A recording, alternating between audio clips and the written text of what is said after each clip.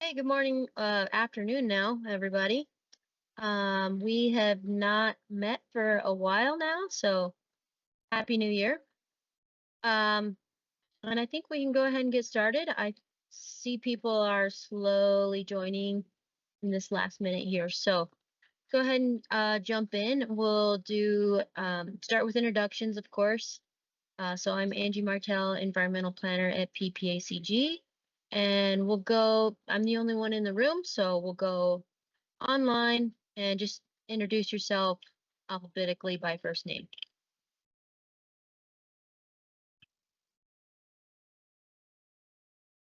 Hi, this is Bob Tomlinson, the Chief Environmental Quality at Peterson Space Force Base.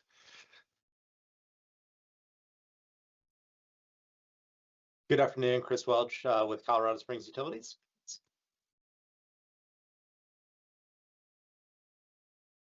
Hi, everyone. I'm Christine Bierman with University of Colorado, Colorado Springs in Geography and Environmental Studies.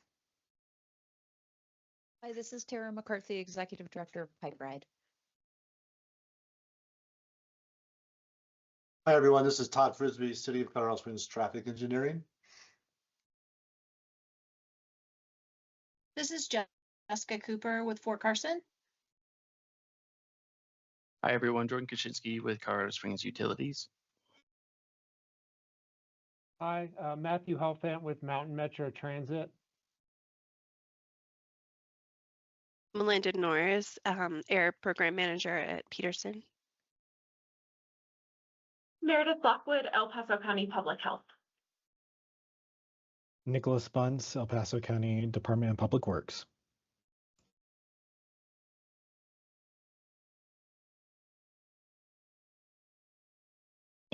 All right, I think that's everyone. Last call. Okay. All right, so we have some new folks here that I have not met, so it's great to have you.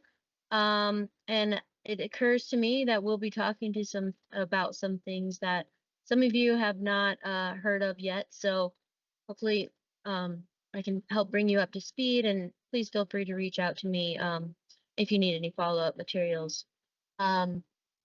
So first thing on our agenda here is an update on our Air Quality Technical Committee survey update. FYI, I think you all know this, but we are no longer the technical committee. We're the Air Quality Working Group, as our board decided that late last year. So sent out the technical committee survey last, I don't remember now, fall. And we didn't get very many responses. So at that time, there was a request to reopen that survey. I did reopen it and only got 2 more responses. But so I think in total we had 5 people respond, and it was really hard to come up with any meaningful conclusions from that survey, but I will share these 4 takeaways.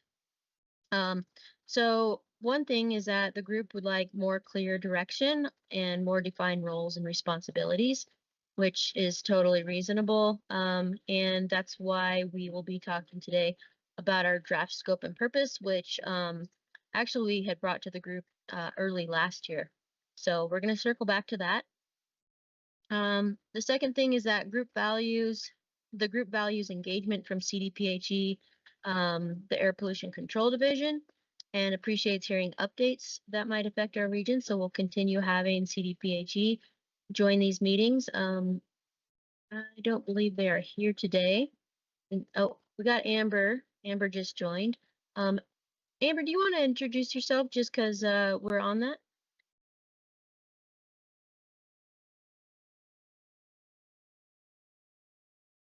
Sorry, I was struggling to find my unmute button.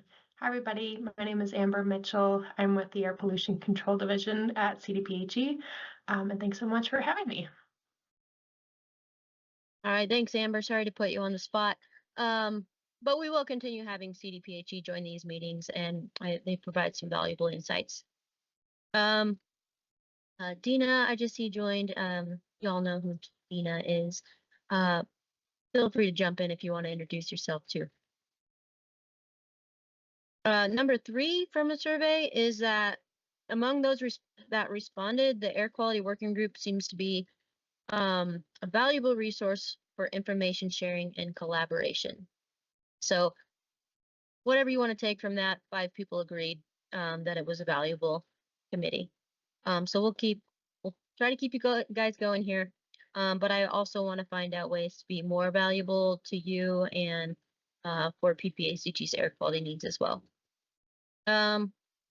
Last thing from the survey, from those that responded, the group agrees that bi-monthly meetings are sufficient. So following this meeting, we will move to bi-monthly.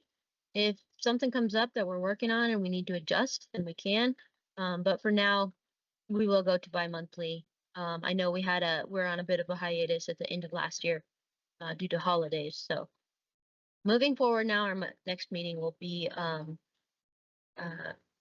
March. Okay. Any questions on that survey? Any thoughts?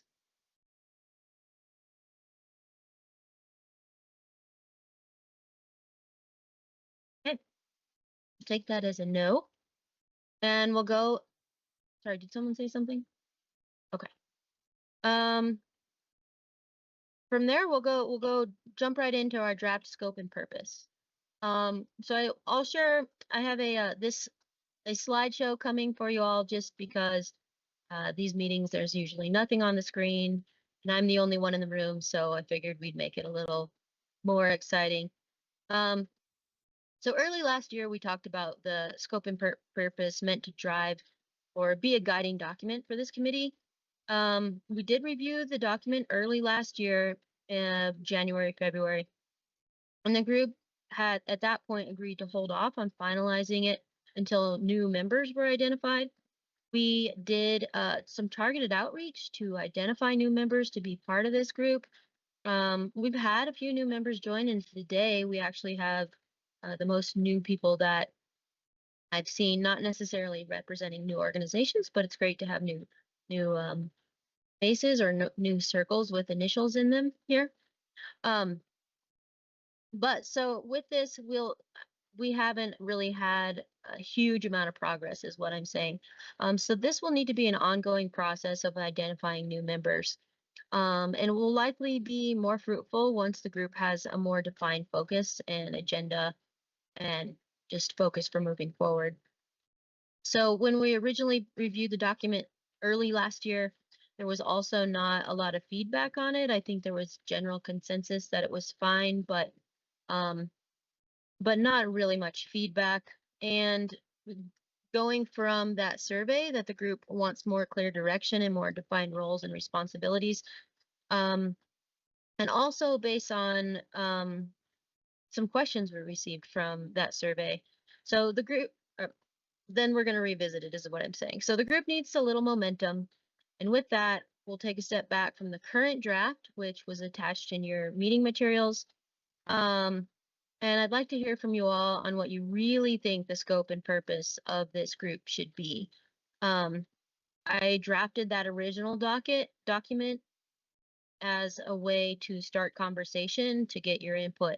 But we can move away from that for a moment and hear how you guys really want to work together. So based on the air quality survey as well, the working group survey, and the level of participation, the feedback received, some of the questions posed.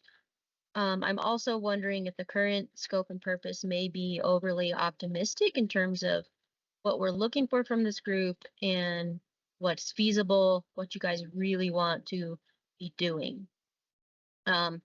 So this is all going to be up for discussion. And then as we move into this, a lot might be food for thought, even though I encourage you to participate in the discussion now if you have initial thoughts, but we'll continue to revisit this conversation until we develop a good scope and purpose for moving forward. So we can go to the next slide.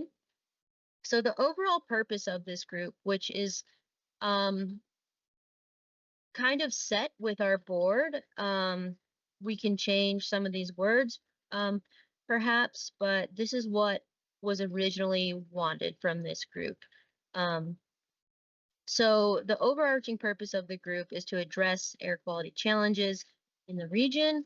And this group, we, not just me, we as PPACG would like to have you play an active role in implementing these strategies. So whatever strategies we come up with, we'd like you to play an active role. If that's not feasible, then we need to discuss it or discuss what that active role looks like. So I think we'll go on to the next few slides. These are posed as questions. Oh wait, I forgot about this part. Wait, 1 sec, we'll get there. No, go to the next slide. So within the scope and purpose, it outlines a few responsibilities of the air quality working group. And these are defined further in the scope and purpose, but just to refresh here, these are collaborative problem solving, development and implementation of emissions reduction strategies, education and outreach, monitoring progress and reporting, and next slide, providing technical support for air quality planning, making recommendations to the board of directors, and continuous improvement and best practices sharing. So some of those are easier to do than others. But we can just keep that in mind, back of your head. This is what our current scope and purpose says that we're asking from this group. So yes, we can move on to the next, which is a question. These, as I mentioned, these are posed as questions, and I'll give a slow, short pause to see if there are comments on these. And if not, comments or thoughts, these are just initial thoughts. And we can always come back to these. But so first question is, how can you, as a member of this group, and this is more of just sort of stage setting, want you to think about this in terms of, we want to be realistic in what we're asking from this group. So when you think about all of these, how can you, as a member of the group, contribute to our regional air quality needs? So I don't think we necessarily need an answer right now unless someone wants to, but carry that with you, carry that thought with you as we move into the discussion. So, sorry, go ahead, Tara. Yeah, just since I'm new to this group again, Tara with Pike Ride, I was wondering from other MPOs, are there any like example reduction strategies that they have that maybe could be brought to the group? And again, I'm late to this group, so maybe that's already been discussed, but sometimes it's easier for me to answer questions like the one on the screen if I have some examples of what other folks are doing to kind of form a basis off of. Yeah, that is a good point. We get a lot of examples from the RAC, the Regional Air Quality Council. They're basically Denver's air quality group, but they're a lot more engaged in doing policy decisions and more, I guess, targeted strategies. I think some of their strategies that they develop might look different than the type of strategies we'd do here because they are in non-attainment and we are not, non-attainment for ozone. But that doesn't mean we can't look to them for some examples. We definitely do. And I can bring that to you guys if you'd like to see it, or bring some examples at least. That would be helpful for me, even if, and I don't know the history of their non-attainment status, but you know, if they even have work that they were doing prior to non-attainment. Sure. All right. Any other thoughts there? All right, we'll go to the next. And Angie, I guess, were you hoping for feedback on each of these as we step through questions, or were you hoping for like more of an open discussion at the end? Sorry, just point of clarification. Yeah, more of, I really put this together to try to get you guys to talk. So anytime that you want to provide feedback on any of these questions, we're open to it. Some of them are very open questions that you may not have a response to. And this first one is really just kind of in the back of your mind, when we think about practically how can this group be effective, think about what you can contribute to this group as well. Yeah, thanks for that. So I guess Chris Welch, Colorado Springs Utilities, we've been a pretty regular participant in this group since it was reconvened a number of years ago, trying to be kind of out in front of the potential ozone non-attainment for our region, kind of being the key focus of this group, whether it's reviewing monitoring data, inventory data, briefings from CDPHE, et cetera. So I think we're, definitely in on the engagement with this committee. I think there's a lot of valuable expertise from the various member representatives. And, in the past, we've provided materials, presentations, information about utilities efforts in this space. A lot of great work that's going on at utilities, kind of, in our energy transition that we started, over the last 5 years or so.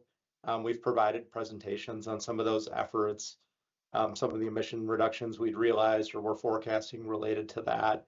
A lot of great work that goes on in our DSM group on the energy efficiency front, which by proxy relates to emissions reductions, and always have tried to, to the extent that we can share out materials or promote communications or support events that PPACG might be holding, like the tabling event is one that comes to mind in the recent past.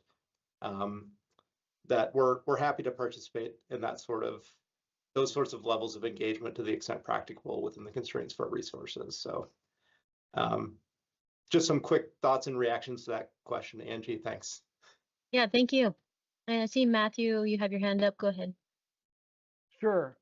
So I'm still relatively new to this group, and relatively new to working down here in Colorado Springs. But I guess I see this group as collaborating toward avoidance of non-attainment with tactics and strategies, but at the same time preparing for potential non-attainment.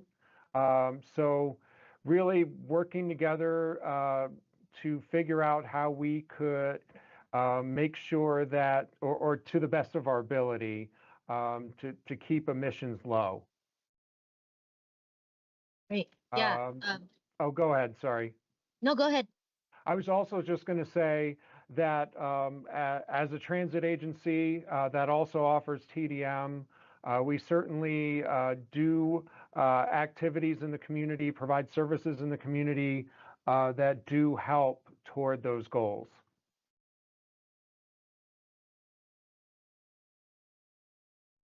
Great. Thank you, Matthew. I agree. And I think everyone here is definitely doing things that help our community move towards those goals. And so with that, how do we sort of translate that into this group being collaborative and working together on those things, if that's what you need, or if that's what the group decides it wants to do? So we can move on to the next one unless, go ahead, Chris. Sorry, Angie. No You're probably trying to transition. I think one other sort of related key element for this group is not only all the great work that's happened in the region to reduce emissions, but also I think something we've heard, from our experts over at CDPHE is just some of the things that are outside of the control of, even emission reductions. Like if we zero out anthropogenic emissions in our region, we still could be having levels of ozone depending on meteorological conditions or due to other types of events like stratospheric intrusion, those unusual events that could be considered for exclusion, that could be, challenging or make it even impossible to attain the current NAAQS, the ozone standard. So I think a lot of the conversations that Andy Gunning has done an awesome job kind of spurring in the Intermountain West region are relevant and important as well in highlighting the challenges that our region particularly has, potentially, with things that are outside of our control in the context of the standard. And we know EPA, at least under the prior administration, had started an effort to kind of revisit the basis and level of the standard. I don't know if we ever saw anything concrete, to date come out of that process, but I think that's an important and related sort of topic that this group should continue to engage in dialogue about. Great. Yeah, and we agree that's a good area where we're going to continue working, and we'll continue to engage with this group on that. We actually are meeting with the Intermountain West group this week, and Andy's actually out sick, but following that, we will plan, hopefully at our March meeting, plan to give you guys an update on where things have been. Go ahead, Dina. Yeah, along those lines, Angie, and I agree this is just part of it. I also agree with what Matt has shared as kind of what the group is about. And again, my name is Dina Voitog with Two Roads Environmental. I am a consultant for Angie and Andy. And so in addition to, working to address a potential non-attainment designation, but also kind of going towards what Chris was saying, through that Intermountain West effort, the Pikes Peak Pikes Peak Area Council of Governments did submit a comment letter on a proposed designation from EPA for the Phoenix Mesa ozone non-attainment area that basically is kind of recognizing that there were contributions to that non-attainment area that were outside of the area's control, and that was through something called a 179B analysis. And so, Angie, I didn't see that as part of the materials, but that may be something you may want to share with this group as an example of that kind of work. Yeah, good call. We will provide updates on that in our March meeting. All right. I think that was good discussion on this first question, and I think we can go to this next one. Thinking more specifically about how you want to work together. Yeah, that's the question. How do you want to work together? What kind of work do you want to do on this working group, and how do you see the group collaborating with each other? I'll note that some folks who completed the survey really saw this just as a forum for sharing information. And if that's what folks prefer, that's what I want to know. If you want to be an active group, then let me know that too. But how do you want to work together? Types of work you want to do, or is it just doing the work you're already doing and sharing information about that? I'll leave some awkward silence here if anyone wants to share thoughts, initial thoughts.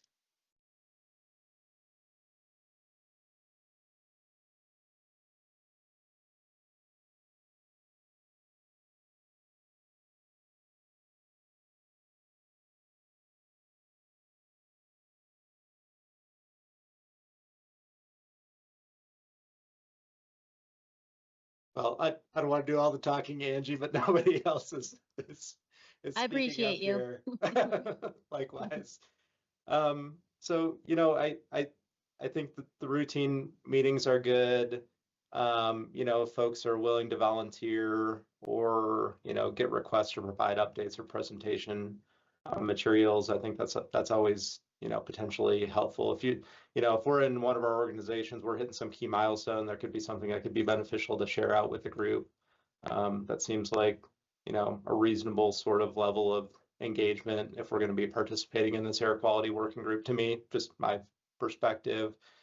And I really appreciate the presentations that we received from our partners at CDPHE, Air Pollution Control Division, kind of being the experts in this space. I think they're they do a really good job breaking it down, even for folks on this committee that may not have as much, or working group, I'm sorry, that may not have as much technical background or as much experience in this area, into, you know, easy bite size chunks of information that we can kind of really get at what the issues are and understand what's happened in the recent past in our region as it relates to certain events, certain levels of ozone, and to get, you know, an idea of what's going on with any other, you know, potential pollutants of concern. And then lastly, really appreciate the leadership of PPACG in engaging through the Intermountain West, and through some of those like challenges with these standards that Andy and others at PPACG have really taken the charge up for. So, you know, if we're getting to a point where there's going to be a communication that's going out, I can see this group being solicited for input on that, feedback on it, and or if they would be willing to support, you know, any sort of letters or communications that might be going to various agencies in that vein. So just some quick thoughts.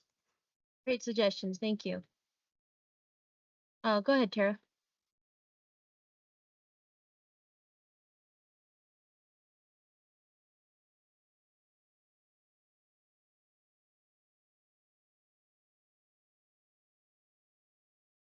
Maybe you put your hand down.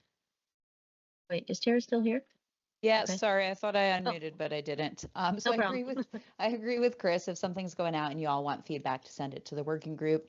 And then on the other side of the coin, that maybe an outreach toolkit would be good for everybody on this group, just so that folks are talking about things in the same manner.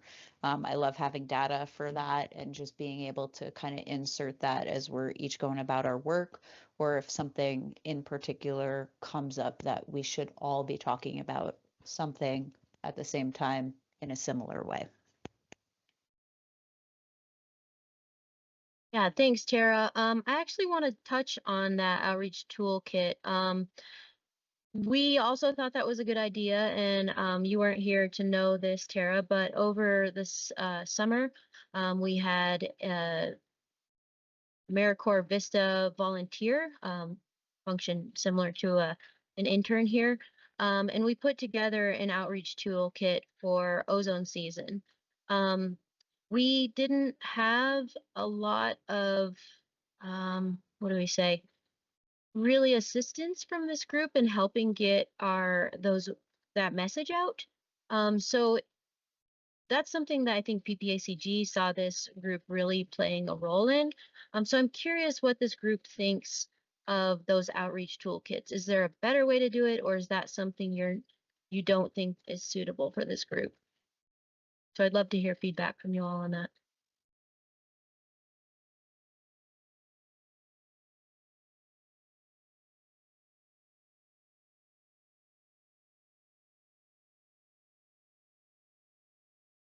Anyone besides Chris have thoughts? But Chris, you're free to go too.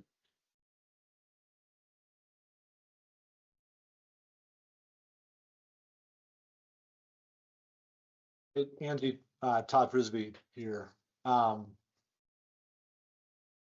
it, and I caught that. So this outreach toolkit, what are some examples that's in the toolkit? Or did I miss that part? So I'm sorry if Yeah, you may have. I think I sent it, but Okay. you know, things get lost.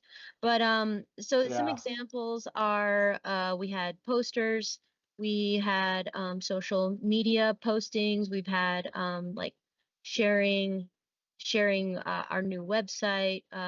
We created a bunch of messaging to share out in whatever format you thought was suitable for your organization to send out. We've had an opportunity to provide a sort of scrolling screen that's shown at like public spaces. If you sometimes, you know, you go into the bank and there's a screen up.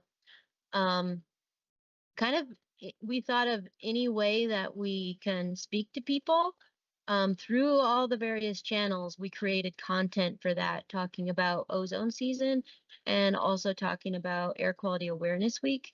But that's, I think, one area at least where PPACG would like some assistance, but yeah. So that's my example. Okay, And so I totally blew it then, I guess. So, but I think, you know, if I was more on it, I'm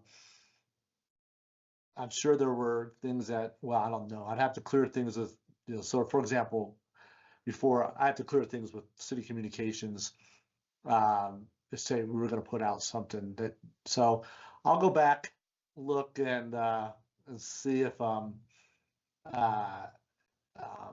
those are things that our communications department could assist or would assist or could help with in the future.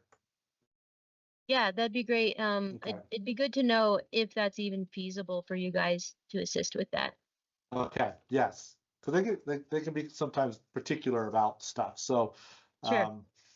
but there is an email from you to me potentially, right? Yeah, I Somewhere. could resend Good. it as well. If you know anything about my email, you probably should resend it. Will do. I am making a Thank you. note. Okay. I can imagine your email. Yeah. Any others want me to resend that or have a second look at it or other thoughts? I was just going to share on behalf of Colorado Springs Utilities, ENG, that, you know, I think it has been helpful in the past over the years when we get some summaries, messages, kind of speaking points when it comes to something like Air Quality Awareness Week and, you know, how PPACG is approaching it. Some of the other materials, and I guess in addition, like social media posts, we'll always pass those along to like our public affairs group, and if they're able to, you know, promote that or like it or reference it in our social media messaging, there have been instances where we've been able to accommodate that in the past. You know, the more notice we have on something like that, the better. If it's like a last minute thing, there's probably less of an opportunity for them to review, get that incorporated into their busy schedule. As it relates to some of the materials themselves, I think like a lot of organizations these days, we have some pretty strict, and I think Todd was probably getting at this too, brand standards, guidelines, communications requirements. So probably some of those other things that are, you know, posters or pamphlets have been maybe a little bit less usable within our organization, I would say, on that sort of a front. And that doesn't mean that other organizations might not be able to use those and that they might, you know, be great tools for PPACG directly, but just wanted to kind of share what's useful for us versus what may not be as usable by us. Yeah, for sure. And that's a good point. We not all messaging materials that we created are probably, you know, something you could just throw out there. I mean, none of them are really, but a lot of the things that we created are adaptable to your needs. We're just trying to encourage everyone to get the message out there in some way, in any way that you can, so we can at least have a concerted message regionally. So we'll continue to make it, well, if you guys think it's reasonable, when we do make outreach toolkits, we'll make sure that anything that we produce is, you know, adaptable to your brand and to your communication needs. But we can stand by on that one to see if it's still something we want to have a group effort on in the future. Go ahead, Matthew. And if this is something that's already been shot down or something that just isn't a good fit for the committee, I won't take any offense. But transportation is one of the major causes of pollution, and MPOs have a major role to play with transportation. Has it been thought about that this body could provide advice or recommendations on transportation projects, give the perspective of reducing emissions That hasn't come up in my time in this position, but we could explore it. Okay. I'll have to look into that and see where we can go. Good. I appreciate I really want to say I appreciate the out of the box ideas. Go ahead, Bob.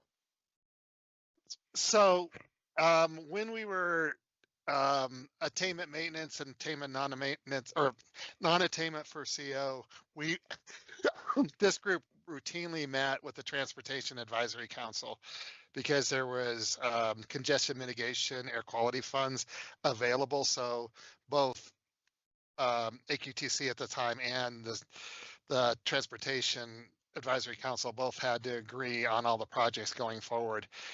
Part of it now, without having those CMAQ funds available for us, because we're in attainment for everything currently, we can advise, but that's not going to change a lot of the what's happening in the region compared to what it was before.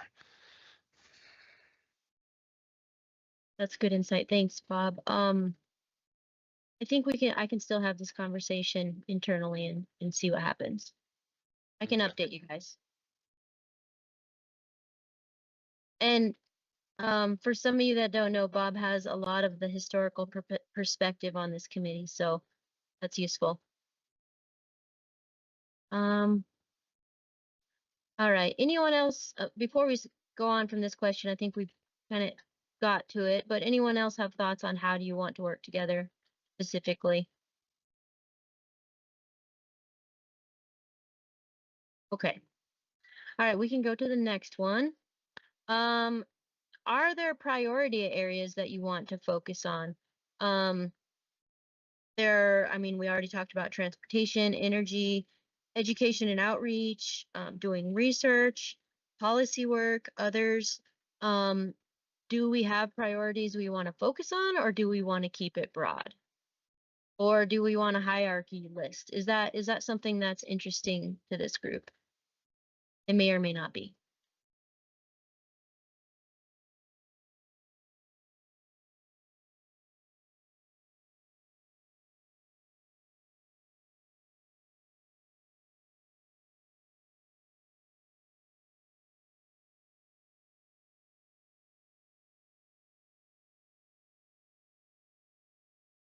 Well, at the current moment, we're keeping it broad. So we can keep that under consideration. Our current scope is to address air quality challenges. So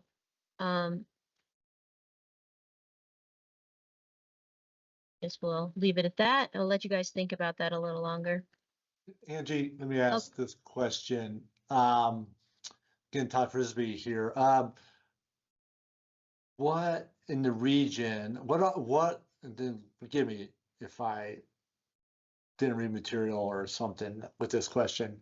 What are our air quality challenges? I mean, I know we're not, I think we're still in attainment in most areas, right, or all areas, but Yes. what in your mind, or have these not been defined? I mean, what are our challenges? Or do you know those? Is that a question you can answer, or what? Do you know what I'm trying to ask here? Yeah. So I think our biggest priority in terms of air quality challenges is ozone, because that's sort of impending, preparing for non-attainment sort of thing. Okay. But there was direction to keep this group in ozone, but air quality. So Okay. whatever might come up in the future. And I think to get a little more to your point, I want to ask Dina a question.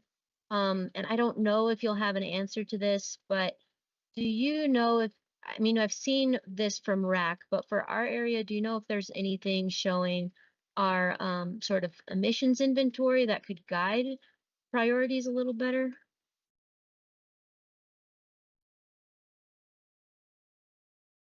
So the state has emission inventories, and they have it broken up in the current state implementation plan efforts, SIP. You're going to hear that a lot. they look at the non-attainment area versus rest of state. And so they have really detailed emission inventories for the Denver metro area as it is a non-attainment area. They have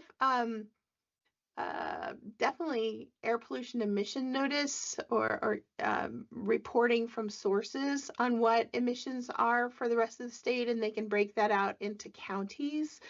And so they can do that kind of thing. But when it comes to like then adding in airplane emissions and on-road mobile and non-road mobile and those kinds of things, I'm not sure if they have that broken out by county. And so maybe that's something that Amber or somebody at the Air Division could come back and respond to and say, this is the detailed of an emission inventory as we have for El Paso County. So I'll let the state speak to see if they can come back and provide that information. Yeah, I can certainly reach out to our teams to see if there is some specific information we can share with you all. Yeah, so thank you very much. And again, if you can break it out through to El Paso County, that would be great.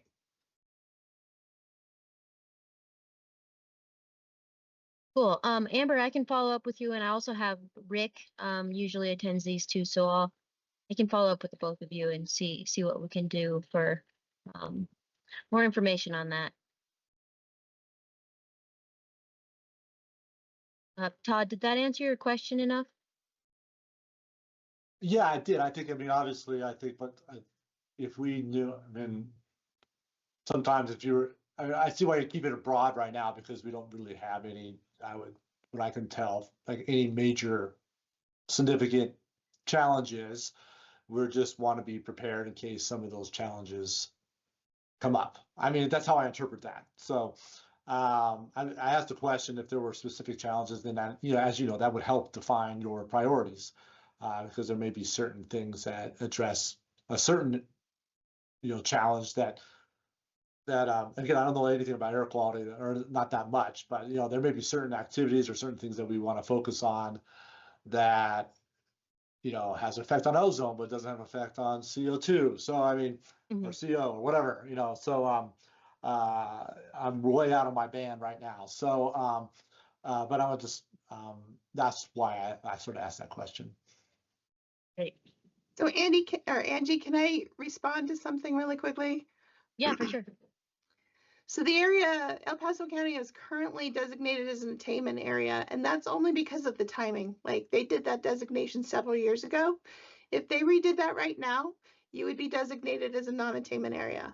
And so I would, I think it's a little bit more serious than what you had just kind of highlighted, Todd. And so if there are steps we can take to try to avoid that, that's great. We've looked at air emissions data from sources. Source contributions aren't that significant in the area. And in fact, background is from coming from other areas. But when you looked at man-made sources of emissions, the biggest contributor is going to be transportation in your area. I hope that helps. Yes, thank you. Yes. I don't want to, I'm sorry. Comments back from the city as well. That's not our concern. We're in attainment. And that's a big issue. If we're doing all this,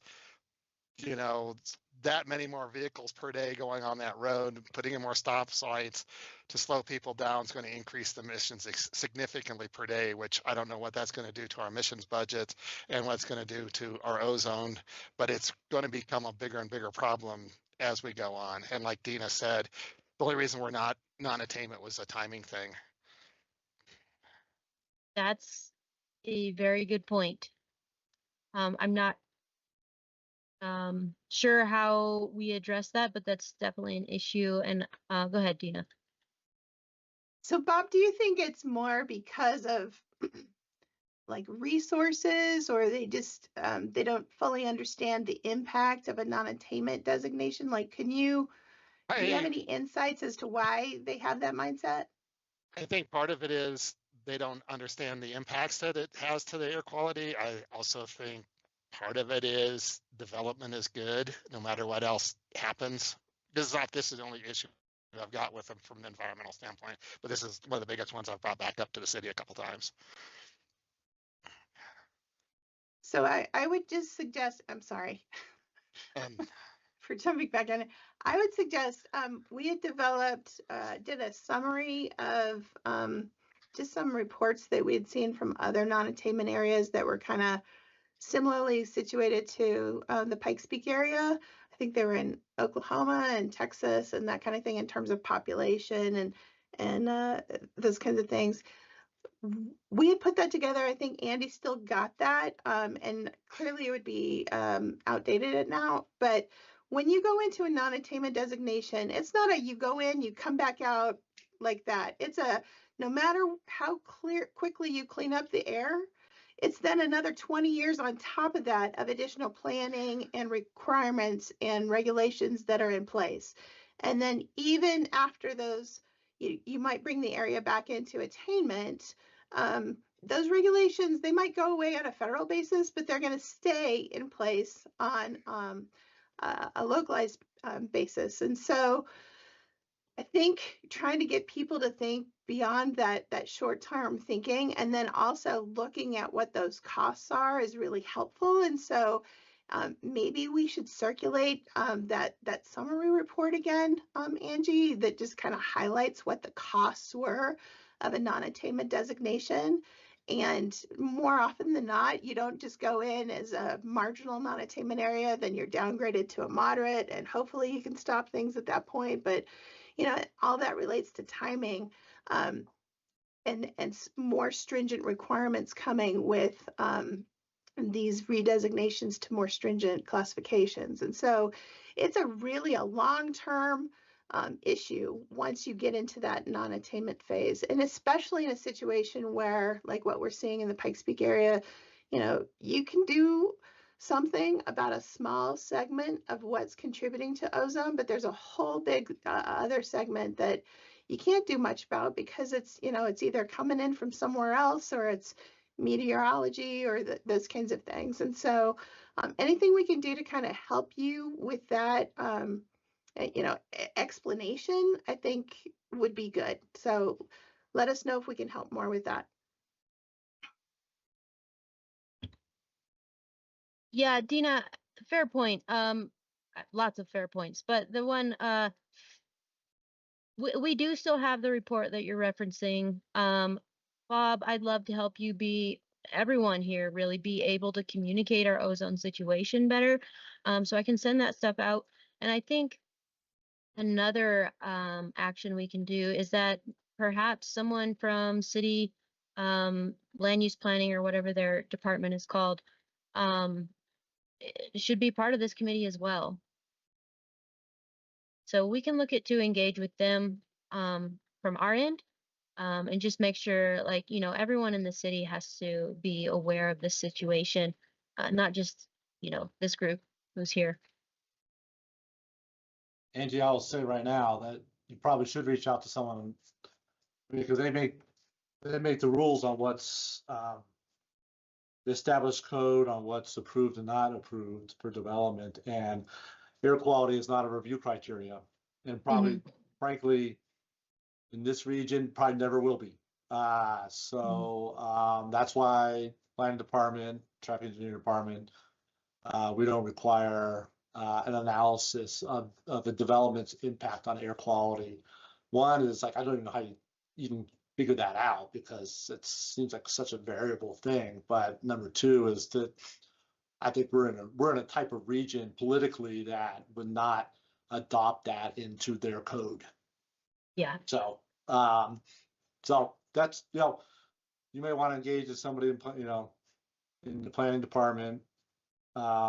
Maybe it's in the comprehensive planning department. That's Sheila Booth, our planning director was Kevin Walker. So anyway, I'll just throw that out there. Great. Yeah. Thank you. I'm just writing this down real quick. Okay. Yeah, I think it'll be a challenging thing to even discuss, but that's why we got Andy. Okay. All right, we can we only have a couple minutes here, and this has been great discussion. There's 3 more questions I have in this little thing. I think that we can get to this. Well, I'll show. Okay, I'm trying to pivot here. So as we think about our scope and purpose, I'd also like you to think about what's practical in terms of, what can you really commit to in thinking about how you want to contribute to and be part of this committee and work on air quality issues. Our initial scope says to play an active role in these things. So I'd like you to consider, is this practical? And think about what you can realistically do on this committee and help it inform how you want to engage with this committee and what you think is a realistic scope and purpose of this group. So I think we'll come back to this slide deck at our next meeting, but if you could give that some thought so that we can continue this conversation in our March meeting. And then for now, we'll just go into these last few agenda items, which will be super quick. Yeah, okay. So this next thing on our agenda, unless anyone has any final thoughts you want to wrap up on our last conversation. Okay, kind of weird exit there, but we're running out of time. So I want to let everyone know that Winter Bike to Work Day is February 13th. So this is not the normal June Bike to Work Day that the city leads. Actually, Todd's department leads. So this is a smaller sort of grassroots level Bike to Work Day, but I'm working with Bike Colorado Springs, and we're doing coordinated engagement with them. We have some posters if anyone wants to promote that. Happy to promote any events that any of you are doing, or we can also share our poster if you're interested in sharing that. So that's happening. Let me know if you want to collaborate on it or if you want the poster or any communications. We've already reached out to Mountain Metro and the city actually, Carrie. So, and the response there has been that because that's a furlough day, February 13th, that there's some hesitation in encouraging city employees to bike to work on that day. So if that doesn't apply to you, and you still want to engage on that event, let me know. But we'd like some help getting the word out if you're able to. Not to put anyone on the spot, but we thought that this could also be a good opportunity for UCCS to have sort of a bike to school day, just as an idea. So let me know if you're interested there. Any questions on Winter Bike to Work Day? We also have a web page for it if you would like that. Go ahead, Christine. Yeah, I just wanted to say I love the idea of UCCS having a winter bike to work day. We usually do one in the in June regularly, but we could be in contact. I can get in contact with the sustainability office too about potentially doing that. Yeah, great. Let me know if there's any communications materials I can help with. I can send you what we have for now, just if it helps you. Okay, great. Thank you.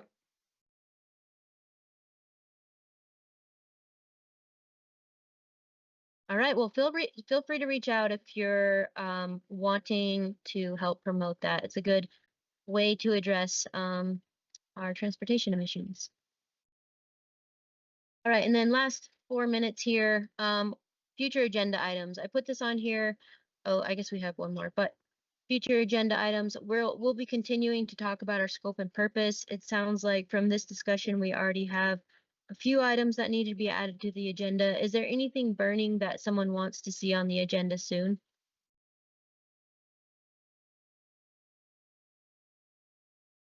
Okay, well, as always, please reach out to me if you do have something you'd like to have on the agenda. And like Chris said, if you'd like to present on something yourself. Already talked about meeting modifications, and we'll be having bi-monthly meetings from here on out.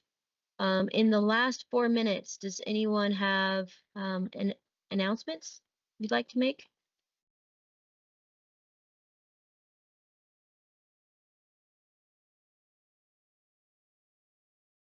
I was hoping someone would say we're doing a really big winter bike to work day celebration, but maybe later. Okay. Last thing, public comments? Anyone online have a public comment? Looks like Jared's giving me the thumbs up, so no public comments here. All right. Thanks everyone for a fabulous discussion today. I think we have a lot of things to move forward with. So we will see you in March, and I have a few points of follow-up, but let me know if you need anything from me in the meantime.